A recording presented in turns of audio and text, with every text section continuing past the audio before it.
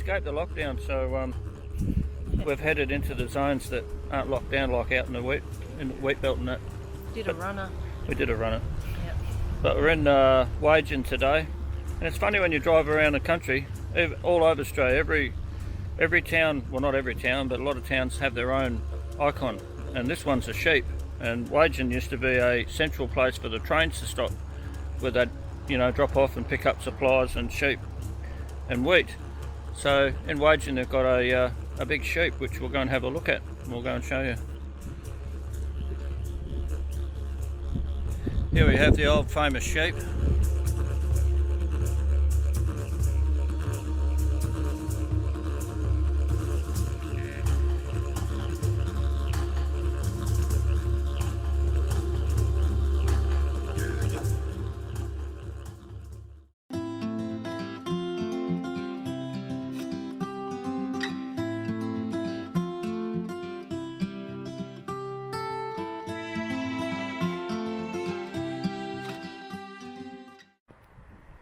Well, here's a man called, as you can see, Alexander Galt's gift. Well, Alexander Galt's, and he came to this area in the early 1900s, but one of his gifts to the town was this remarkable drinking fountain.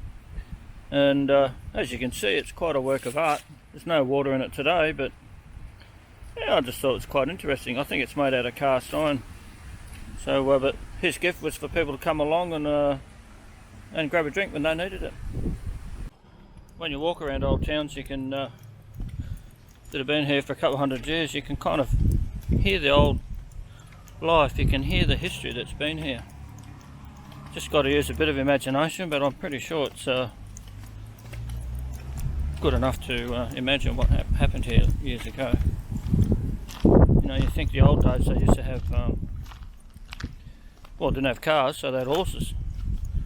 So apparently the towns in this area are spread out just enough distance, so when they rode horses in the old days, that the towns were close enough for the horses to get a drink pretty regular. So a little bit of interesting information for you. So as I mentioned before, we're in a place called Wagin, and the word Wagin is an Aboriginal name, and it means a watering place for the emus, and that's the original, and it was settled in about 1840 or somewhere around there. And we've just come into a pioneer village. So what they've done over the years is they've collected all the old buildings and they've brought them here for us to have a walk around and have a look and see what life was like back then. So let's go for a walk. It should be pretty good. And there's lots of these around Australia, and they all are really worth a visit. So if you're travelling around and you go to country towns, always look for pioneer villages. They're great to explore. Here we have a little country classroom. Imagine this in the old days. Little desks and things. Absolutely fabulous. As we walk along, let's go and have a look at this old bank and see how they did it in those days. Well, when you walk in here, all the smell of the old timber is quite incredible. So you bring your money here, and I'd say they used to have a safe. The old banker there, old tiger mat. Guys, imagine that tiger. That's a real tiger. It probably come from somewhere like Africa a couple hundred years ago. Quite incredible. All these old buildings. Bootmaker. All these buildings have stuff in them from the time. Bakery. Look at these old things here. I remember all these old tins and boxes when I was a kid. That's what used to be around in those days. Old pair of shoes. Mud brick cottage. Let's have a look. Oh, can you imagine living like this in the old days? It's quite a warm day today, and yet it's quite cool in here. Just all the old things. Old wash basin, used to wash yourself in the morning. Old bed. It's pretty nice. Here we have an old bootmaker. So you come in here and talk to the man at the counter, show him what was wrong with your shoes, and he'd fix them up. old printing shop. You think about how the old typesetting, how we use computers today and everything else, but everything was done manually back then. Old printing machine. Here's the old typesetting. You'd make all the words up and put it in a printing machine and print it off. They're all made of metal.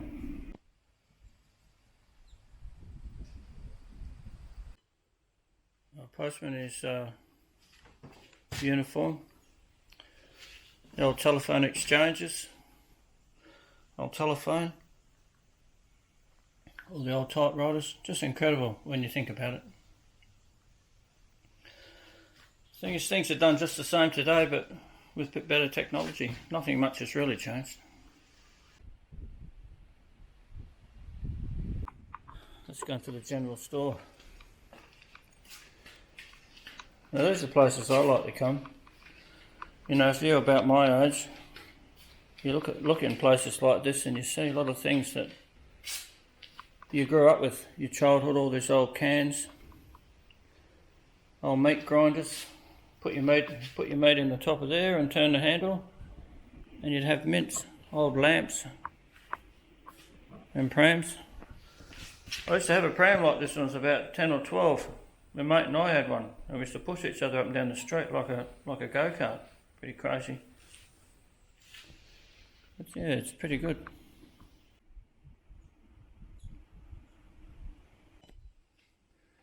Old church.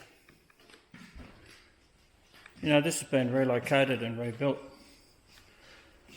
But they relocated and rebuilt them out of the local stones to give you an idea what it was like. Yeah, I remember sitting on chairs like this when I was a kid. By gee, they used to give you a sore bum.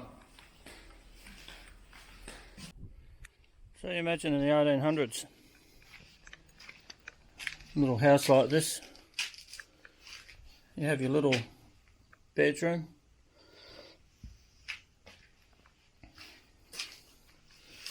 Timber roofs. And probably, I suppose, you have your meals here and all your cooking done in an open fire. Gee, it must have got hot in here in those days. So this here looks a bit like an old, well, maybe could be a meat safe. I remember when I was a kid, you used to put blocks of ice in here and put your meat in there, obviously, to keep the flies off. And the ice would keep it cool as the wind blew through it. This section is the early settler section, and here's a little typical humpy that the Aboriginals used to build for shelter. Here we have an old 1800s explorer's tent made out of hessian bags, local timber. Oh gee, well, I suppose you can live anywhere. You can always make anywhere a home. Lots of things, little pens for keeping cattle, keeping sheep. So over here we have some old horse stables.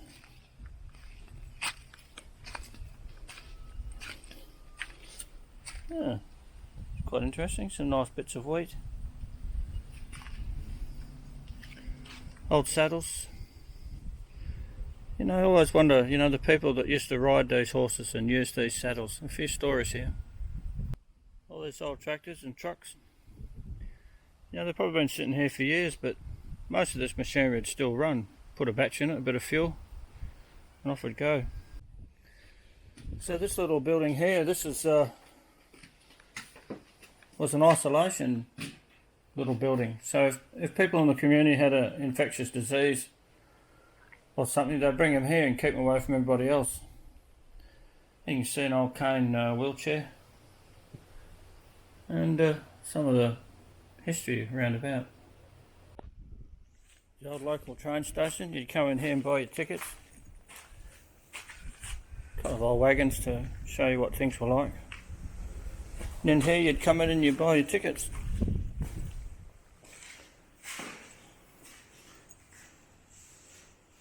Old train manager. Over here, pretty basic but interesting. So this little building is called the Gnawing Hall.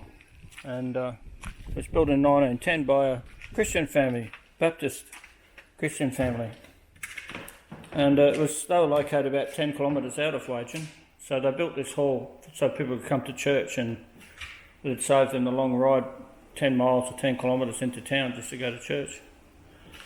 Well, we see it's got a few things here, old sewing machines, an old iron.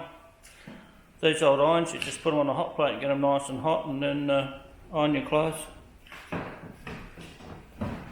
All these old bottles.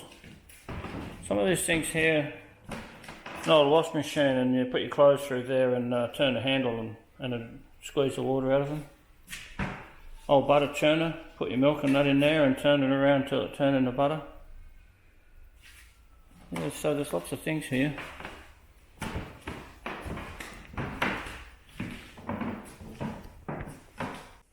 Lots of old machinery. A lot of these machineries are old water pumps, and they used to pump water from rivers and lakes and wells, so most of these here are pumps actually.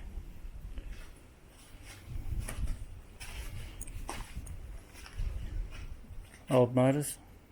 Yeah, they're very good. Here we have an old fire station, old fire truck. And this old truck is a Bedford. And back in my childhood days, this is what they all look like. Little fire trucks like this.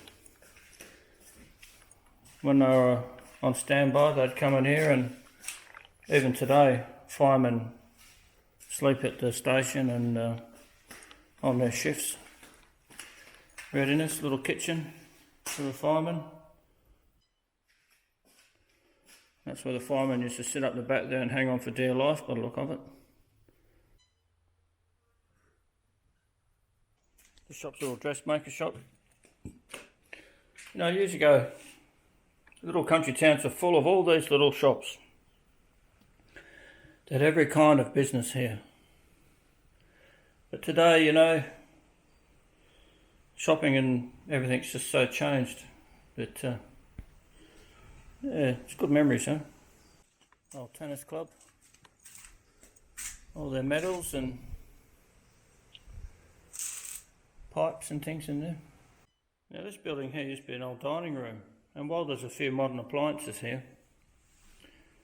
but back in my day that's what it was like. The local community had a little building like this, and you come down here for a cup of tea and scones and catch up with all the locals. I think from my time everybody had a cupboard like this in their kitchen. Hang your cups up there and your plates. You know, every country town has a hall, a community hall. This one is thought to have been built around about 1912.